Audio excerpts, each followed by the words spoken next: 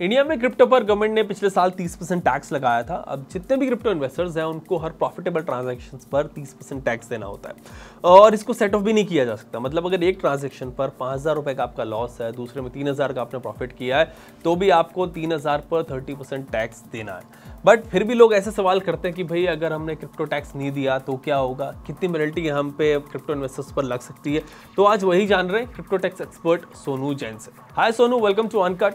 Crypto tax ना भरने पे कितनी पेनल्टी लगेगी, कितनी पेनल्टी क्रिप्टो इन्वेस्टर्स को देनी पड़ेगी, ये आपसे आज जानेंगे। लेकिन उससे पहले आप बेसिक चीज़ ये बताइए कि अगर किसी ने क्रिप्टो ट्रेडिंग की है, ट्रांजैक्शंस क्रिप्टो में किए हैं, तो उसको टैक्स कैसे फाइल करना है, उसका प्रोसेस क्या है, वो थोड़ा हाईलाइट कर दीजिए। जो पिछले साल के जो भी ट्रांजैक्शन हिस्ट्री है, जिसे फाइलिंग होगा फाइनेंशियल ईयर 2022-23 का, यानी कि जो भी मैंने ट्रांजैक्शन किए फ्रॉम 1 अप्रैल 2022 टू 31 मार्च 2023, इस पूरे साल में मैंने जो भी ट्रेडिंग की है उसका रिटर्न फाइल होगा बाई 31 जुलाई 2023।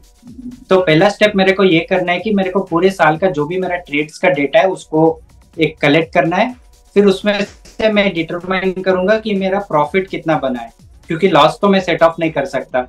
तो जो भी मेरा प्रॉफिटेबल ट्रेड्स है उसको मेरे को सिलेक्ट करना पड़ेगा। फिर उस पर मैं 30% का टैक्स लगा के उसका टैक्स अमाउंट आ जाएगा। अभी इस टैक्स अमाउंट पे दो एक्स्ट्रा टैक्सेस लगेंगे। तो पहला होगा सरचार्ज।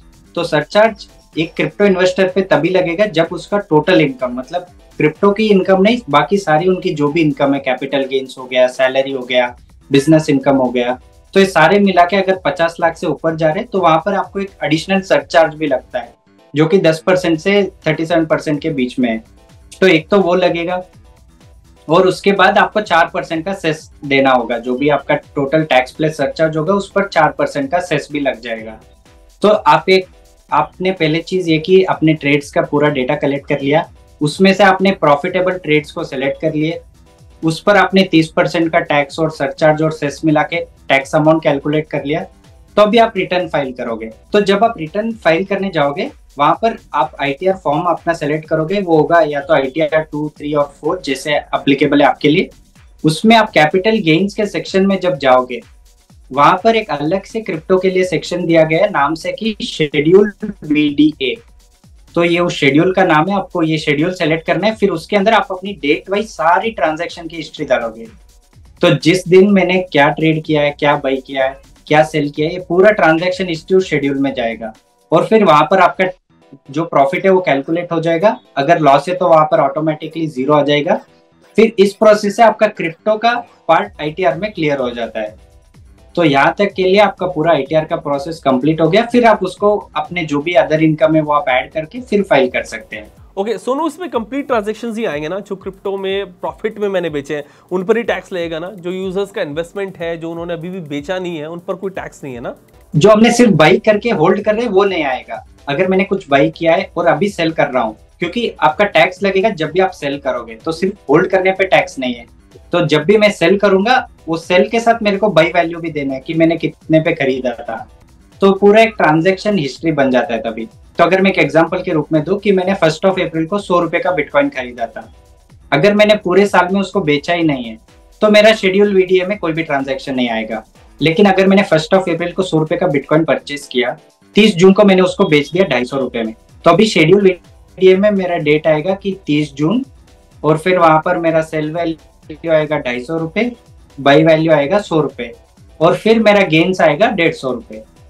तो शेड्यूल VDA में ऐसे आपका ट्रांजैक्शन क्लासिफाई हो जाएगा। फाइन सोनू, क्या इसमें कोई स्पेसिफिक स्लैब भी है? फॉर एग्जांपल अगर आपका प्रॉफिट मानो 20,000 रुपए है, 25,000 रुपए, तभी आपको टैक्स देना है, या फिर हर प्रॉफिटेबल ट्रांजैक्शंस पर टैक्स देना है क्रिप्टो में, चाहे वो कितना भी हो? अगर मैं जनरल इनकम टैक्स की बात करूं क्रिप्टो के अलावा, तो वहां पर एक कंडीशन ये है कि जब तक आपका इनकम 2.5 लाख क्रॉस नहीं करता आपको रिटर्न फाइल करने की जरूरत नहीं है। तो जब तक आप 2.5 लाख से ज्यादा आपका इनकम नहीं है आपको रिटर्न फाइल करने की जरूरत नहीं है। लेकिन क्रिप्टो में ये है कि उन्होंने उस स्लैब को हटा दिया है। क्रिप्टो पर फ्लैट 30% टैक्स लगता है। तो यानी कि अगर मैं 100 रुपए भी कमा रहा हूँ तो उस पर 30% से मेरे को 30 रुपए का टैक्स देना पड़ेगा। अभी टैक्स देने के लिए मेरे को रिटर्न तो फाइल करना पड़ेगा, उसमें डिक्लेयर करना पड़ेगा कि मेरा 100 रुपए का गेन है, तभी उस पर 30% का टैक्स कैलकुलेट होगा और फिर पेमेंट होगा। तो वजह से अगर मेरा छोटे से छोटा भी क्रिप्टो में ट्रांजैक्शन है तो मेरे को रिटर्न तो फाइल करना पड़ेगा। और रिटर्न में मैं अपना टैक्स डिक्लेयर करूंगा। और इसमें एक और चीज ये है कि जो भी मेरे ट्रेड्स थे लास्ट ईयर में जिसमें टीडीएस डिडक्ट हुआ था, वो टीडीएस का क्रेडिट मैं यहाँ पर ले सकता हूँ। तो बहुत सारे यूजर्स ये बोलते हैं कि मैंने ट्रेड तो बहुत किया था लास्ट ईयर और मेरे प्रॉफिटेबल ट्रेड्स तो ही नहीं, सारे लॉस मेकिंग ट्रेड्स है जिस पर टीडीएस डिडक्ट हो गया है। तो इस चीज में क्या होगा कि जब आप रिटर्न फाइल करोगे, अगर आपका कोई भी टैक्स पेबल नहीं है तो आपका वो टीडीएस का पूरा रिफंड आ जाएगा। सोनू, इस पर कुछ और क्लैरिफिकेशन मैं चाहूंगा आपसे व्यूअर्स के लिए। सपोज मैंने 1000 रुपए का इथेरियम खरीदा है और उसे मैंने 500 के प्रॉफिट पे बेचा है।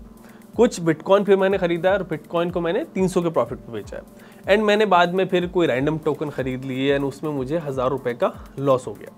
सो ओवरऑल तो मैं 200 रुपए के लॉस में गया, बट मुझे यहाँ पर भी 800 रुपए का जो प्रॉफिट हुआ था बिटकॉइन और इथेरियम में, उस पर 30% टैक्स देना है, राइट? जो भी 800 रुपए का आपका गेन है उस पर 30% से टैक्स लग जाएगा, लेकिन जो आपने 1000 रुपए का लॉस किया है वो आपका लॉस होगा। तो यही एक अग्रेसिव स्कीम है इंडिया में अभी टैक्सेशन के लिए, जो बहुत सारे इन्वेस्टर्स फेस कर रहे हैं कि हमने नेट में कुछ कमाई नहीं है, नेट में हमारा लॉस है, लेकिन फिर भी हमारा टैक्स पेबल आ रहा है।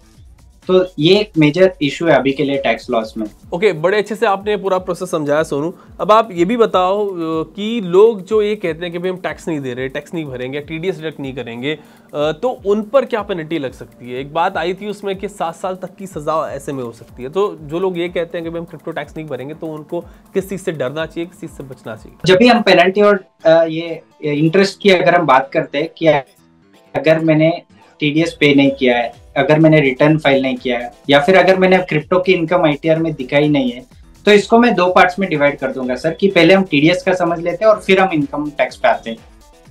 सो ये एक चीज है कि जो टीडीएस है वो बायर की रिस्पॉन्सिबिलिटी है कि वो डिडक्ट करके गवर्नमेंट को पेमेंट करे। अगर वो टीडीएस डिडक्ट नहीं करता है तो उस पर पेनल्टी लग सकती है 100% ऑफ द टीडीएस अमाउंट। तो मतलब अगर मेरे को 1000 रुपए का टीडीएस डिडक्ट करना था और मैंने 1000 रुपए का टीडीएस डिडक्ट नहीं किया है, तो उस पर मेरे को और 1000 रुपए का पेनल्टी भी लगता है। ये पहली चीज है। और दूसरी चीज, अगर मेरे को टीडीएस डिडक्ट करके पेमेंट करना था, मैंने डिडक्ट तो कर लिया, पेमेंट नहीं किया, तो उस पर भी मेरे को इंटरेस्ट और पेनल्टी लग सकता है। अभी एक मेजर अमेंडमेंट जो बजट 2023 में आया था कि अगर आप टीडीएस में कोई भी फेलियर करते हैं तो डिपार्टमेंट आप पर केस कर सकता है, जिससे आपको 3 मंथ से लेकर 7 ईयर्स तक की जेल हो सकती है, और उसके अलावा एक्स्ट्रा फाइन भी लग सकता है आप पे।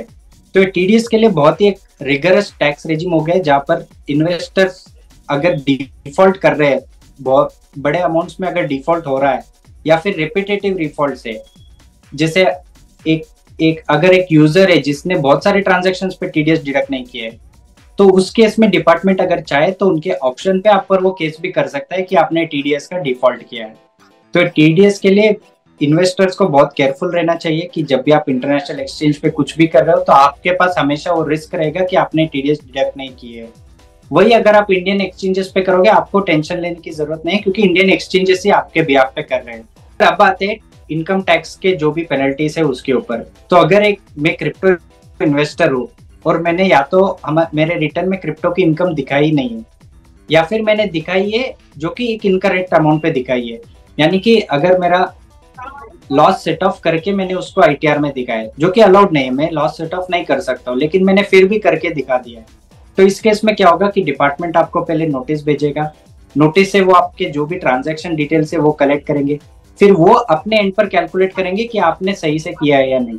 अभी अगर वहां पर कोई गड़बड़ी आती है तो आप पर टैक्स तो लगेगा, जो भी उन्होंने कॉम्प्यूट किया उसके हिसाब से आपको 30% का टैक्स देना पड़ेगा। अलग से आप पर 50 से 200% of the tax amount as penalty भी लगाई जा सकती है। तो अगर एग्जांपल के रूप में मैं बताऊं तो आपका टैक्स बनता था 100 रुपए का, अब उस 100 रुपए तो आपको देने पड़ेंगे, उसके अलावा आप पर 50 से 200% ऑफ 100 रुपए, मतलब 50 रुपए से लेकर 200 रुपए तक का एडिशनल पेनल्टी भी लग सकता है। तो ये इनकम टैक्स के हिसाब से अगर आप देखें तो आपका 30% जो भी आप डिफॉल्ट करोगे, तो कहीं ये ना हो जाए कि आप 90% का टैक्स एंड अप पे करने लायबल हो जाओगे, क्योंकि 30% तो बेसिक आप भरोगे और 200% ऑफ टैक्स अमाउंट जो पेनल्टी है वो 60% हो जाता है। तो मतलब इफेक्टिवली आप 90% सिर्फ टैक्स ही भर दोगे अगर आप डिफॉल्ट करोगे। तो इट इज ऑलवेज एडवाइजेबल कि आप सही से अपना जो भी कॉम्पिटिशन है वो करिए, राइटफुली डिक्लेयर कीजिए, ताकि आप पर कोई लायबिलिटी ना आए।